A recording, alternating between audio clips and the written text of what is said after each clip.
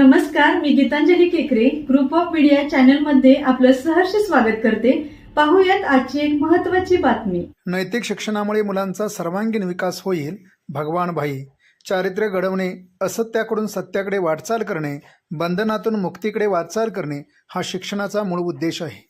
परंतु आजचे शिक्षण भौतिकवादाकडे नेत आहे। भौतिक शिक्षणाने भौतिकता प्राप्त होते आणि नैतिक शिक्षणातून चारित्र्य घडते। सध्याच्या काळात शारीरिक शिक्षणासोबतच मुलांना नैतिक शिक्षणाची गरज आहे। शारीरिक शिक्षणातून शारीरिक विकास होईल आणि नैतिक शिक्षणाने सर्वांगीण विकास होईल असे ते म्हणाले। असे प्रतिपादन राजस्थानच्या माउंट आबू येथील प्रजापिता ब्रह्माकुमारी ईश्वरीय विश्वविद्यालयाचे ब्रह्माकुमार भगवान भाई यांनी केले। ते कोडोली हायस्कूल कोडोली येथील विद्यार्थ्यांना जीवनात नैतिक शिक्षणाचे महत्त्व या विषयावर मार्गदर्शन करताना बोलत होते। झंडारोहण करने से, पीरियड करने से, गीत गाने से ऊपर वाले खुश नहीं होंगे। इस 15 अगस्त में कुछ नया करना।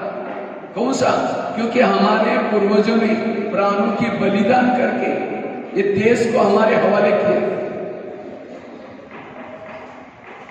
लेकिन उन्होंने वो अंग्रेज भगाया, लेकिन वहां से दूसरे अंग्रेज आए। कौन से?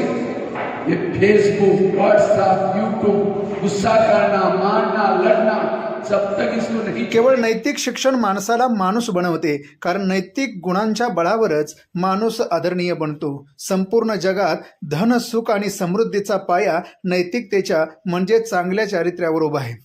उपप्राचार्य भिकाजी जाधवजी यांनीही आपले भाषण केले आणि सांगितले की नैतिक शिक्षणानेच विद्यार्थ्यांना सक्षम बनवता येते।